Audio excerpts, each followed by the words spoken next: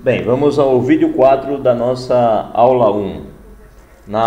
No vídeo 3, a gente parou justamente na demonstração dessa proposição, que afirma que dois elementos A e B em um domínio de integridade, eles são associados se e somente se o B consegue se escrever como A vezes U, onde U é um elemento invertível do anel A.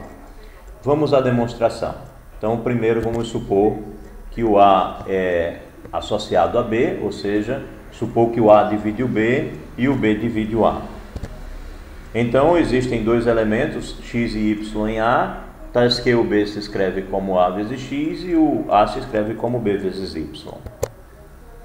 Se o A é igual a zero, lembre-se que há a possibilidade da gente dividir o zero não vai dividir um outro elemento, mas porque nós estamos diante de um domínio de integridade, mas um elemento divide o zero, pode dividir o zero. Então, se o A for igual a zero, o que a gente tem é que o B só pode ser o zero também, né? Então, você escreve o B como 0 vezes 1, e 1 é de fato um elemento invertível. Portanto, se eu tiver A igual a zero aqui, eu tenho um elemento invertível do anel A, tal que 0 vezes 1 vai ser igual a zero, e você tem então que A e B são associados, porque você vai ter ambos sendo nulos, e ambos podem ser escritos como 0 vezes o 1, que é um elemento invertível. Então, tanto dá para escrever o A como sendo 0, como o B como sendo 0, e trocar a posição de A e B, sendo eles iguais aí. Vamos supor, então, que A é diferente de 0. Daí temos que A se escreve como A vezes x vezes y. Por quê? Porque eu estou olhando para o B como sendo A vezes x, então eu consigo reescrever essa igualdade trocando o B por A vezes x, e então eu escrevo assim: A igual a vezes x vezes y. E aí, somando o oposto aqui dos dois lados, né, o inverso aditivo de AXY, eu tenho que A menos AXY é igual a zero. E aí dá para colocar o A em evidência e lembrar que estamos diante de um domínio de integridade. E num domínio de integridade, se esse produto é zero, então o fator 1 menos xy vai ser zero, e a gente conclui então que xy é igual a 1. Logo, a gente conclui que o x é invertível. Bem, como o B se escreve como A vezes x e x é invertível, então existe o U que a gente estava procurando. Basta que a gente tome o U como sendo o x, que a gente acabou de verificar que é invertível. E aí a gente conseguiu escrever B como sendo A vezes U, onde U é invertível. Provamos a primeira parte. Agora vamos provar a segunda. Ou seja, a gente vai supor que B se escreve como A vezes U, onde U é invertível.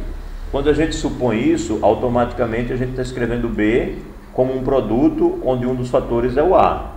Ou seja, a gente acabou de escrever que o A divide o B. Ora, como U é invertível, então nós podemos escrever essa igualdade, na verdade multiplicar essa igualdade por U a menos 1 dos dois lados. Quando eu multiplico U a menos 1 vezes o B, à esquerda eu tenho isso. E quando eu multiplico U vezes U a menos 1 aqui à direita da igualdade, vou ficar com A vezes U a menos 1, só que U vezes 1 a menos 1 é 1, então eu vou ficar com A vezes 1, portanto eu vou ficar com A. Assim consegui escrever o A como o produto B vezes U a menos 1. Logo escrevi o A como um produto onde um dos fatores é o B, ou em outras palavras, acabei de mostrar que o B divide o A. Então, temos que o A divide o B e o B divide o A. Portanto, A e B são associados no anel A. Um exemplo. Quais são os associados do 2 barras em Z6? Então, se eu quero procurar os associados do 2 barra em Z6, eu procuro saber quais são os elementos invertíveis em Z6, né? Porque eu quero encontrar os valores para U. O 2 barra vai ser o nosso A, e eu vou ficar encontrando os valores de B enquanto eu vario os valores de U. Ora, os invertíveis em Z6 são o 1 ou o 5.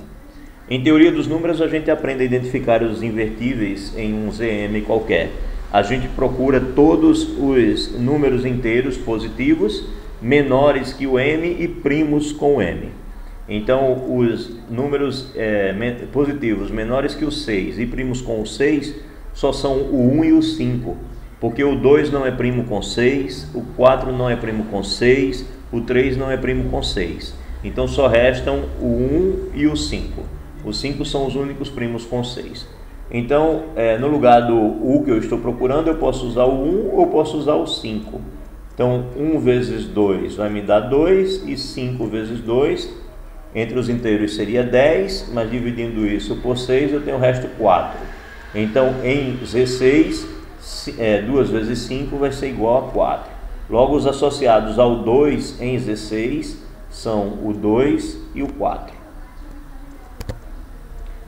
Agora, outro exemplo, seja A um corpo. Então, todos os elementos em A menos 0, ou seja, todos os elementos que sejam diferentes do elemento neutro da adição em um corpo, eles são associados. De fato, se você pegar dois elementos que não sejam o elemento neutro da adição em um corpo, então você consegue escrever o primeiro assim e consegue escrever o segundo assim. Veja que esse elemento aqui, B a menos 1 vezes A, e esse elemento A menos 1 vezes B, ambos são invertíveis no anel A menos 0, porque eles são diferentes de 0, já que o A e o B são diferentes de 0. E então o produto de dois elementos diferentes de 0 em um corpo, que é um domínio de integridade, isso não é nulo, portanto, sendo um elemento não nulo em um corpo, ele é invertível. Então, esse elemento é invertível, esse daqui é invertível. Logo, eu consigo escrever A como B vezes um elemento invertível e consigo escrever B como A vezes um elemento invertível. Assim, A e B são associados. Ok? Bem, mais uma importante definição. Seja A um domínio de integridade e P um elemento em A, esse P não nulo e esse P também não invertível. Então, se você tem que P é não nulo e ele é não invertível em um domínio de integridade, ele será primo quando, dados dois elementos A e B em A, se esse elemento P dividir o produto A vezes B, então ele tem que dividir um dos fatores. Ou ele divide o A, ou ele divide o B. Esse mesmo elemento P, ele será irredutível se ele, ao ser igual ao produto A vezes B, então ou o A é um elemento invertível ou o B é um elemento invertível. E por fim, esse elemento será dito redutível se ele não for irredutível. Mais uma proposição. Seja A um domínio de integridade e P um elemento nesse domínio de integridade. Se P é primo, então P é irredutível. Mantenham em mente a definição. Quando eu estou afirmando que se P é primo, então ele é irredutível, eu estou dizendo que se P, ao dividir um produto A vezes B, então P tem que dividir um dos fatores, consequentemente, se o P for o produto, um dos fatores tem que ser irredutível. É isso que devemos demonstrar. Vamos à demonstração. Seja A um domínio de integridade e P um elemento em A. Se P é primo, então P é irredutível. Então, vamos supor que P, pertencendo a A, é primo. Queremos mostrar que P é irredutível. Então, vamos escrever P como sendo o produto A vezes B de dois elementos AB em A. Queremos mostrar que ou A é irredutível ou B é irredutível. De fato, como P é um produto A vezes B e P é primo, ora, naturalmente o P tanto divide o A como divide o B, já que ele é o produto A vezes B. Então, se ele tanto divide o A como divide o B, ou melhor, se ele divide o produto AB, então ele é obrigado a dividir o A ou dividir o P, já que ele é primo. Assuma que P divide A. Eu poderia ter assumido que P divide B, né? Vou assumir que P divide A. Então existe um C pertencendo a A, tal que o A se escreve como P vezes C. Logo, eu consigo escrever essa igualdade, P igual a A vezes B, como sendo P igual a PCB, porque no lugar do A eu escrevi PC, né? E o B eu apenas repeti. Agora, olhe para essa igualdade. Você tem P vezes CB e aqui o P. Naturalmente, a gente fica tentado a dizer que CB é igual a 1. E de fato porque a gente está num domínio de integridade. À esquerda nós temos P vezes 1 e à direita nós temos P vezes CB. Então, pela lei do cancelamento, que vale em um domínio de integridade, eu cancelo o P e eu tenho que CB é igual a 1.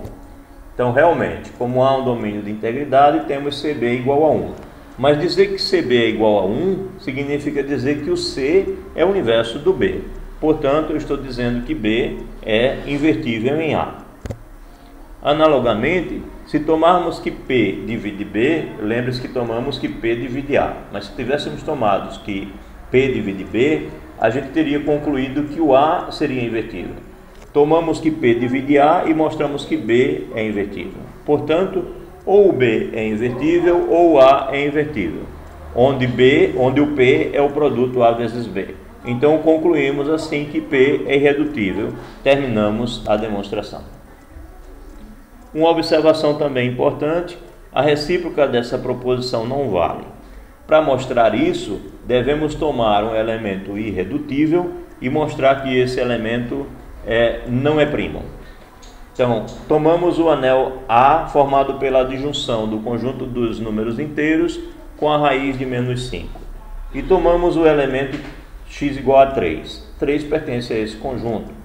Esse conjunto é formado pelos elementos da forma A mais B raiz de menos 5, onde A e B são inteiros. Então, tomamos A igual a 3 e B igual a 0, e aí eu tenho que x é igual a 3.